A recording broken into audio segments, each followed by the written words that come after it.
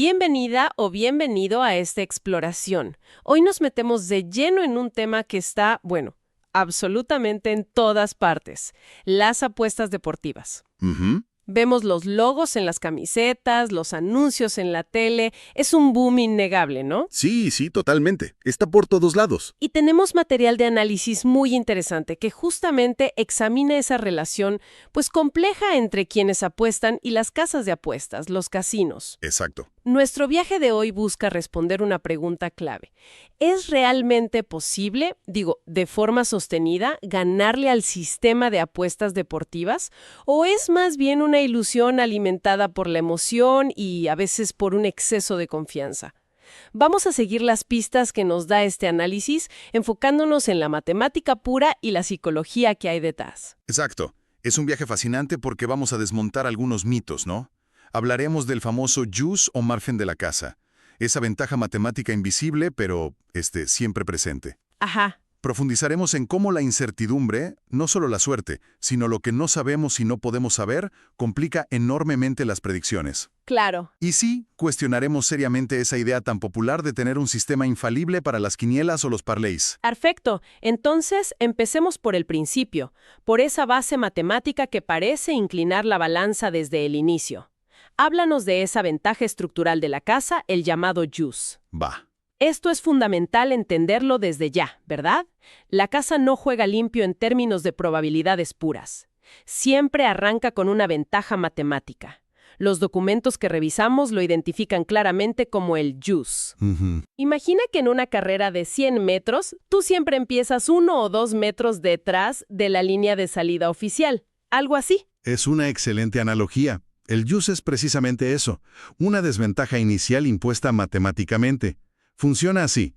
Si tomas los momios que ofrece un casino para todos los resultados posibles de un evento, digamos local, empate, visita, Ok. y conviertes esas cuotas a probabilidades implícitas, notarás algo crucial. La suma de esas probabilidades siempre dará más del 100%. ¿Cómo? O sea, ¿no 100%? No, no. Puede ser 103%, 105%, a veces hasta 110%, dependiendo del mercado y del deporte. Espera, ¿entonces no suman 100% como deberían si fueran probabilidades justas? Exacto. Ese porcentaje extra, ese 3, 5 o 10% por encima del 100, es el juice. Es en efecto una comisión invisible que la casa se garantiza cobrar en el total de dinero apostado sin importar cuál sea el resultado final del partido. Claro. Piensa en ello no solo como una comisión, sino como un constante viento en contra para el apostador. Entiendo. Y la implicación es directa. Para ser rentable a largo plazo, no basta con acertar tus predicciones el 50% del tiempo en apuestas que parecen equilibradas. Necesitas acertar mucho más que eso, lo suficiente para superar consistentemente ese margen incorporado. Mm. El análisis lo llama una barrera estructural, porque está, integrada en el diseño mismo del juego que ofrece el casino. Vaya, entonces, incluso si fueras un predictor perfecto en apuestas de cara o cruz, 50-50, este juice asegura que aún así pierdas dinero con el tiempo. A la larga, sí. Cambia fundamentalmente el juego de predecir correctamente a predecir correctamente y además vencer esta desventaja matemática inicial. Eso ya pone las cosas en perspectiva. Así es. Bien, ya establecimos esa primera dificultad matemática. Pero aquí es donde entra la psicología, ¿no? Porque mucha gente cree que puede superar eso con su conocimiento. El análisis apunta a un fenómeno de exceso de confianza casi generalizado. Totalmente. Es uno de los puntos centrales del material. Muchos apostadores, incluso los que dedican tiempo a analizar estadísticas, noticias, todo eso, Sí. tienden a sobreestimar la precisión de sus propias predicciones. Creen genuinamente que su análisis les da una ventaja real y medible sobre los momios del casino. El análisis lo identifica como un exceso de confianza sistémico. Ok, ¿y cómo se mide eso? O sea, ¿cómo sabes si tienes exceso de confianza? Para medir y corregir esto, la investigación introduce el concepto de calibración epistémica. Suena técnico, ¿verdad? Un poco, sí. Pero la idea es simple. Comparar objetivamente tu nivel de confianza subjetivo con tus resultados reales a lo largo del tiempo.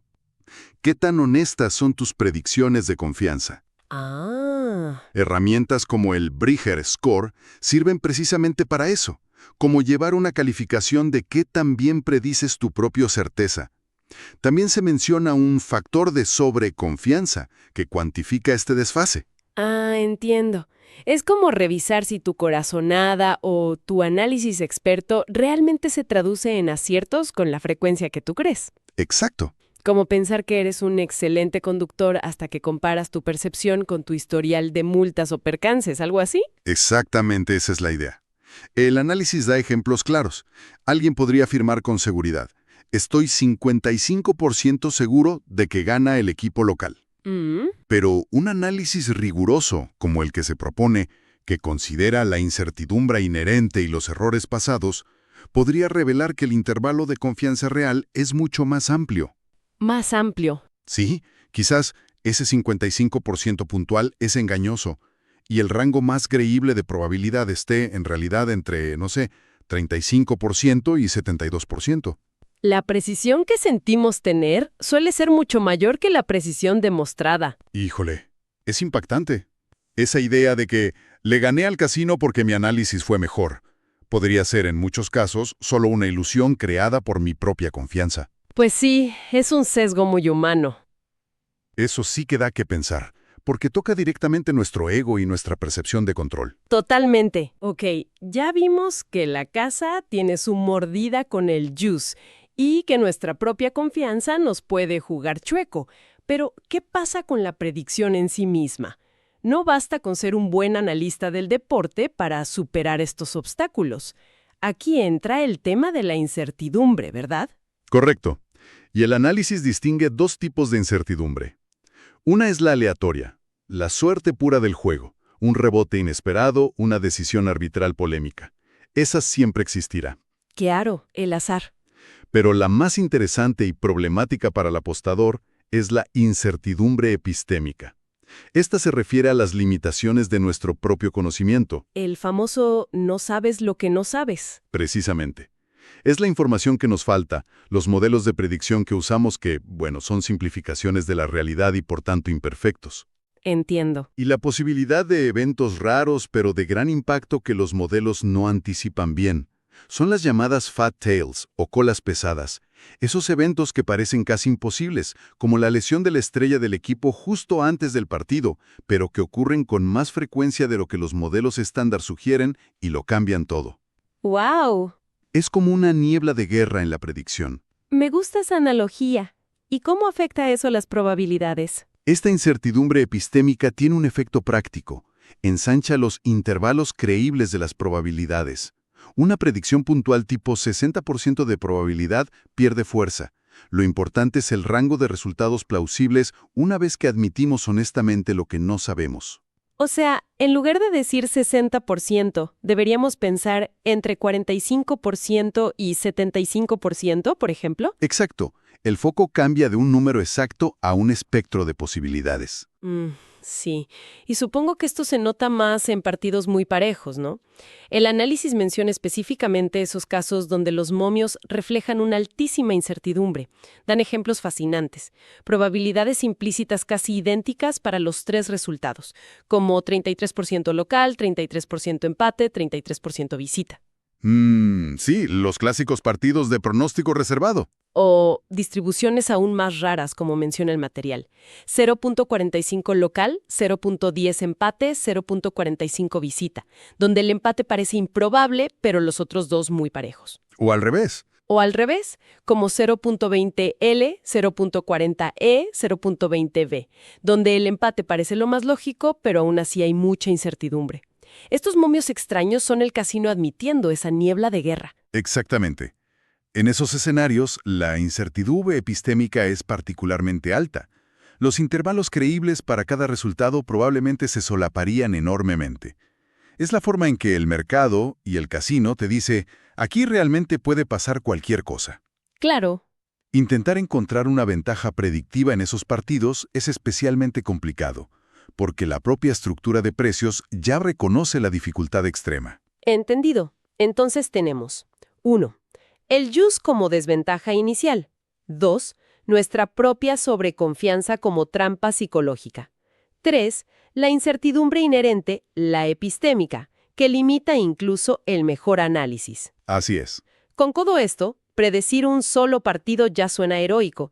¿Qué pasa cuando intentamos combinar varios, como en los parlays o en las quinielas tipo Pro Gol de 3, 5, 7, 9 o hasta 14 juegos? Uf, aquí es donde la dificultad se dispara a niveles estratosféricos. No aumenta linealmente, ¿eh? Aumenta exponencialmente. Exponencialmente. Sí, el análisis es muy claro al respecto cuando habla de betting pools o quinielas.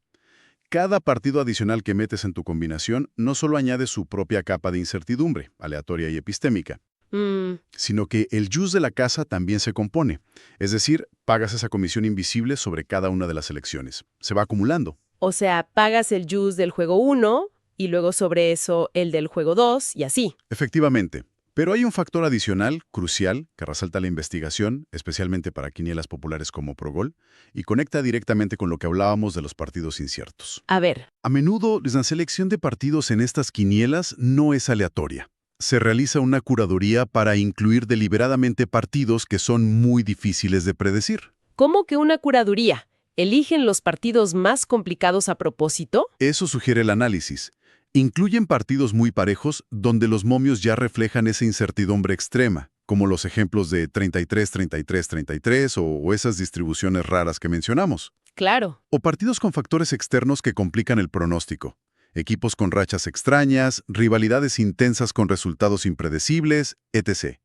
Esta selección deliberada maximiza la dificultad intrínseca de acertar toda la quiniela. ¡Qué barbaridad! O sea, no solo es difícil por la matemática de combinar, sino que además te ponen los juegos más trabados. Exacto. El efecto acumulado es lo que el análisis llama errores sobre errores. Un pequeño error al estimar la probabilidad de un partido, que quizás no importaría mucho por sí solo, se magnifica brutalmente al combinarse con las incertidumbres y posibles errores de los otros 9 o 13 partidos. Entiendo. Las simulaciones que menciona el material, como el Ruin Simulation Workflow, muestran gráficamente cómo la probabilidad de perder todo tu dinero, la ruina, se dispara con estas apuestas combinadas. ¡Wow! Acertar una quiniela compleja no solo requiere superar la bajísima probabilidad matemática compuesta, sino también esta selección adversa de partidos inherentemente inciertos. ¡Caray! Es una doble bofetada. La matemática compuesta que reduce tus chances y, además, una selección de partidos diseñada para hacer un campo minado de incertidumbre. Totalmente. Es un campo minado. Suena casi como una misión imposible a largo plazo.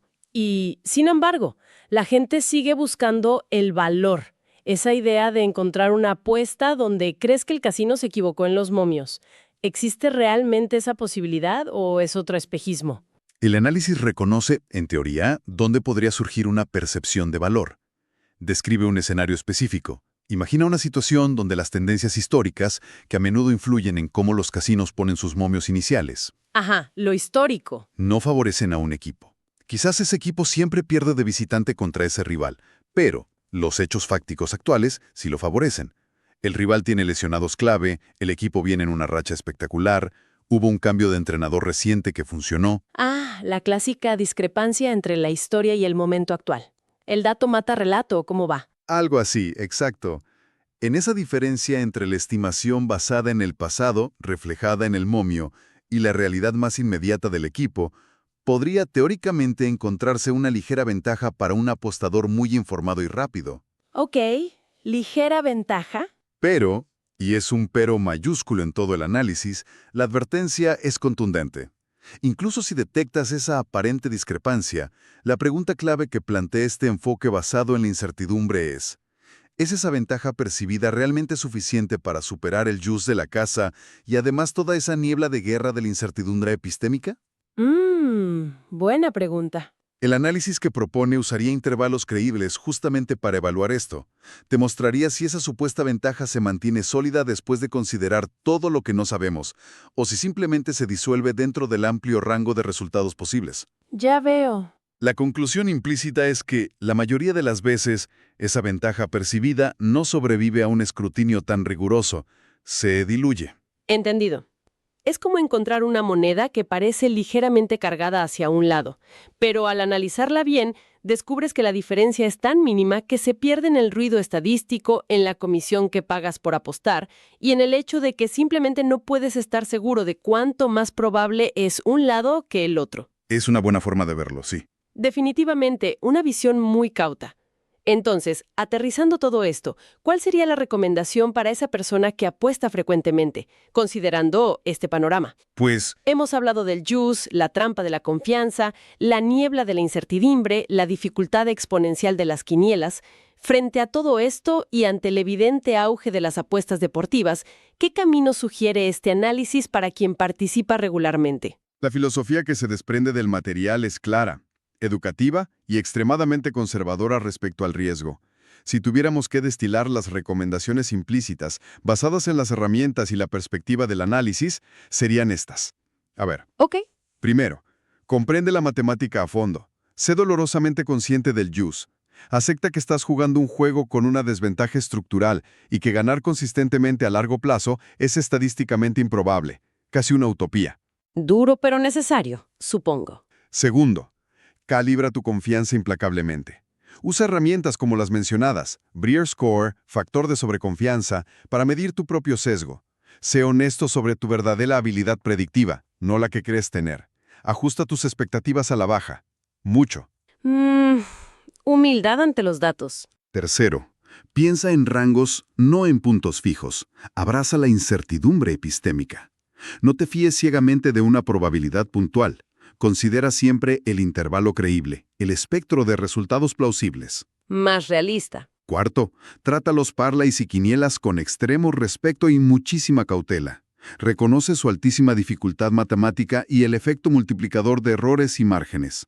Entiende que a menudo incluyen partidos seleccionados por su dificultad.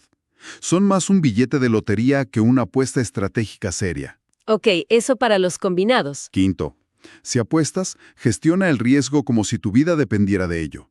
El material menciona el criterio Kelly, una fórmula para decidir cuánto apostar. Lo interesante es que, al ajustarlo por toda esta incertidumbre epistémica, la recomendación casi siempre sería: apuesta una cantidad mínima, casi simbólica, o directamente no apuestes. El stake óptimo, muchas veces, es cero. Cero, vaya. Sí, si la incertidumbre es muy alta y la ventaja percibida mínima o inexistente, lo matemáticamente óptimo es no arriesgar nada. Entendido. Y sexto. Y sexto, usa las herramientas de juego responsable activamente. No son opcionales, ¿eh? Son cruciales. Límites de depósito, límites de pérdida, límites de tiempo, autoexclusión si sientes que pierdes el control. Son esenciales para protegerte financieramente y, bueno, mentalmente también. Es un mensaje potente y, hay que decirlo, bastante contrario a la narrativa habitual de la industria, ¿no? Totalmente. Básicamente, edúcate a fondo sobre cómo funciona realmente esto, sé brutalmente realista sobre tus bajas probabilidades, protege tu dinero por encima de todo. El objetivo no parece ser enseñarte a ganar, sino a entender profundamente por qué lo más probable es perder. Es casi una filosofía de reducción de daños. Exacto. Es poner la honestidad por delante. Entonces, resumiendo nuestro viaje, el boom de las apuestas deportivas es real y visible. Nadie lo niega. Pero este análisis nos devuelve a las bases, la ventaja matemática de la casa, el juice, nuestras propias trampas mentales, como el exceso de confianza, Fundamental. y la niebla inevitable de la incertidumbre, especialmente la epistémica. Son barreras enormes, casi infranqueables si buscas ganancias consistentes y a largo plazo. Lo fascinante desde mi punto de vista es cómo esta perspectiva de honestidad radical sobre la dificultad y la incertidumbre que permea todo el análisis se convierte en una herramienta valiosa en sí misma. No te vende humo ni fórmulas mágicas, ¿Cierto? sino una comprensión profunda de la estructura del juego. Es un enfoque casi de transparencia radical en un sector que no siempre se caracteriza por ello. Totalmente de acuerdo. Y nos deja con una pregunta final para reflexionar. Si aceptamos basándonos en este análisis que ganar de forma consistente es prácticamente una quimera estadística contra el margen de la casa y la incertidumbre, ¿qué es lo que realmente impulsa la apuesta frecuente más allá del entretenimiento pasajero o la emoción del riesgo? ¿Es la búsqueda de esa validación intelectual de haberle ganado al sistema aunque sea una vez? ¿La adrenalina pura? ¿La conexión social de las quinielas con los amigos? ¿O hay algo más profundo ahí sobre nuestra relación con el azar y quizá la ilusión de control? Es una excelente pregunta. Da para mucho, ¿no? Sin duda, algo en qué pensar después de todo esto.